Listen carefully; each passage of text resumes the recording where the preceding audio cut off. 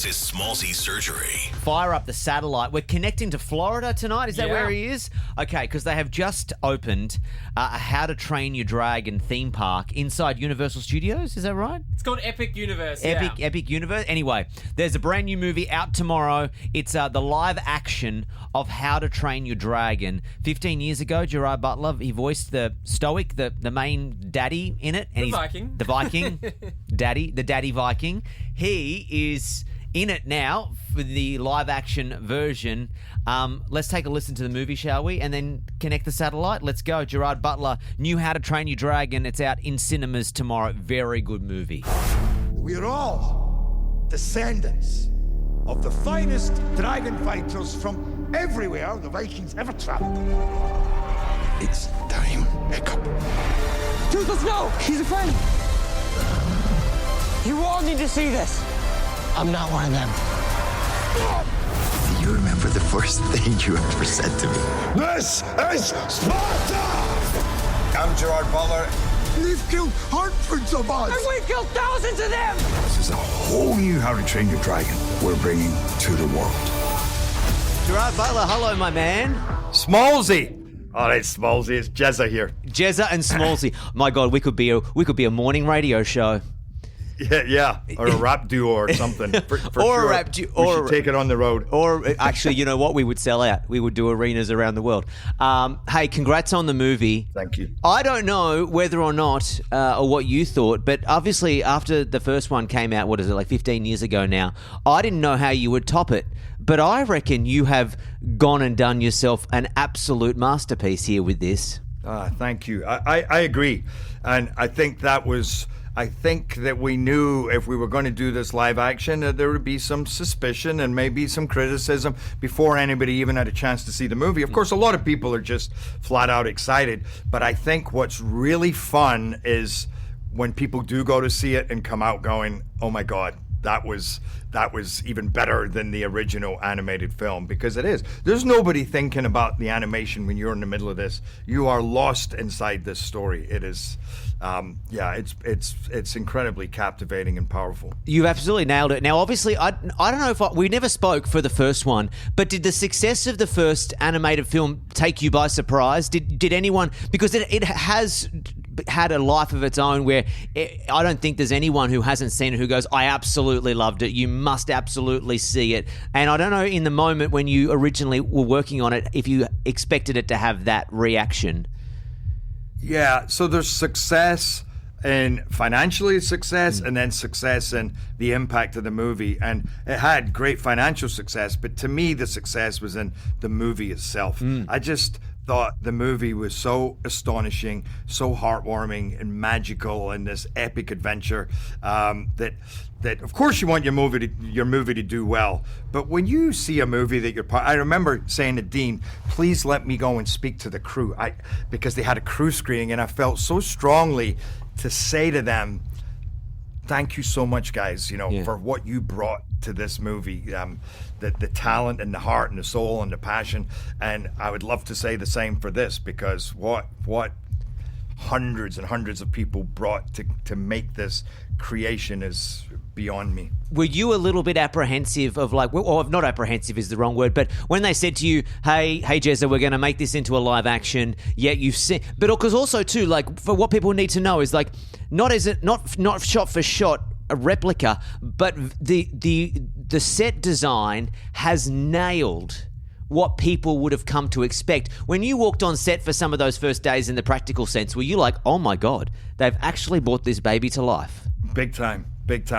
I was excited to get the opportunity to come and work on the movie, but even I wasn't 100% sold. I just wanted to make sure. I knew Dean was involved, so that was cool, because I love working with him and I think he's a genius.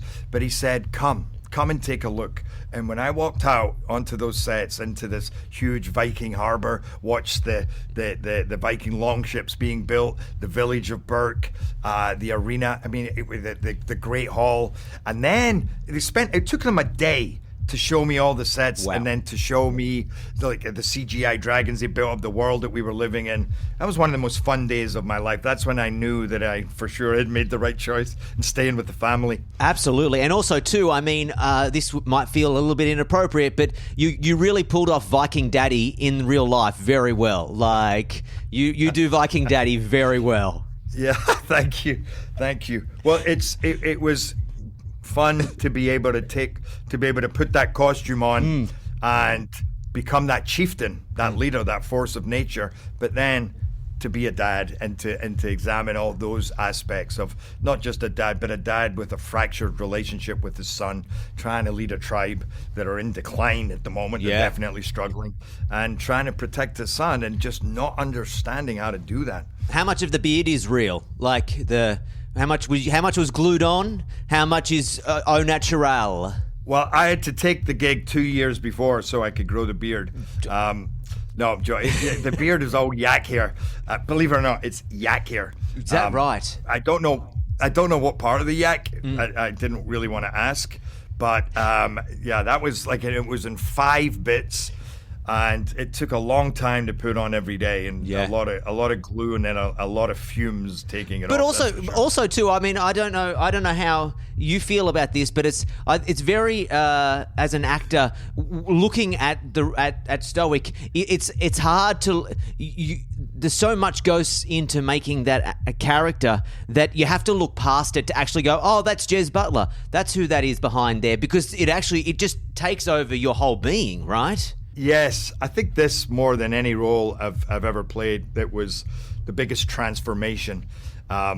And yeah, when I stepped onto set, Dean was reminding me of this yesterday. He said, you came to set, or you turned up at work as Jerry Butler, but when you came to set, you weren't him anymore.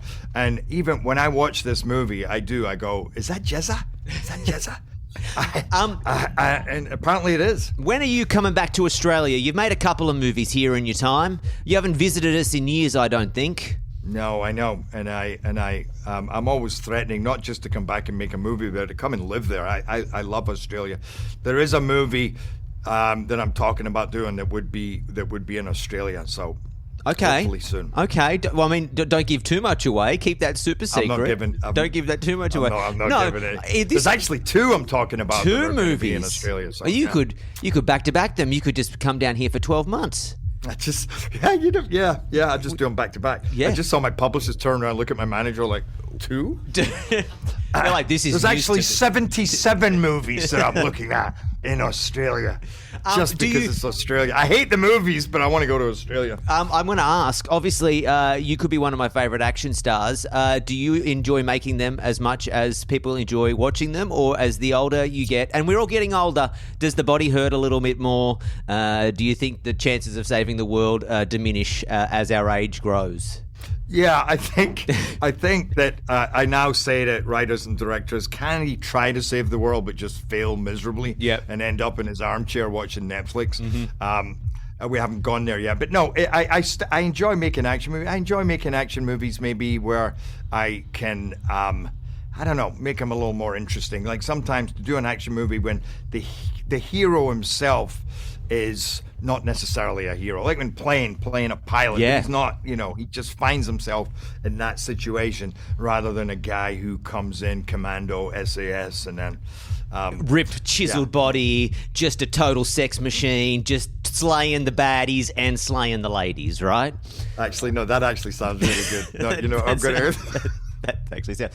Hey, before I go, can I show you my pet dragon? Is that okay? I want to show you my pet dragon, if that's all right, because I couldn't help but watch this movie and not think that Toothless reminded me of my furball. Here we go. Oh, Say hello. This is Alfie. Say hello to a movie star. hello, Alfie. Hello, Alfie. Wait, I gotta get it. Hold on. I gotta do it. You got to do a photo with this. Yeah, I don't know. If Yeah, anyone- I'm gonna do a photo too. Hold on. That is a cute dog. You know what? And she knows it, and she absolutely sucks pats from everybody. So anyway, this is my Toothless. Congrats on the movie, man. I really loved it. All right. And cheers, I'm not man. even the I'm glad you target. liked Can I it. say I'm not the target? And like I walked out going, holy shit, that was so good. Like, that was so good. So I mean that when I say, you know, I'm not one of these hosts that just goes, oh, great movie, but I actually walked out going, oh my God, they really nailed that 100%. Well, by the way, one, that's awesome, but the part I would disagree with you is you kind of are the target. I don't think this movie is aimed for kids. It's 8 to 80. I mean, it's truly is all quadrants. There's nobody, I don't think, no matter what age you are, you're not going in there and not having the time of your life. I mean, it's a great, I think it's a great movie for everybody. Absolutely nailed it. Good to see you, sir. See you in Australia for those 2 movies soon, all right? All right, cheers, Smallsy. Bye, Alfie. She's gone back to bed. See you, mate. You're listening to the Smallsy Surgery Podcast. Hear more from Smallsy live weeknights from 8. Only on Nova.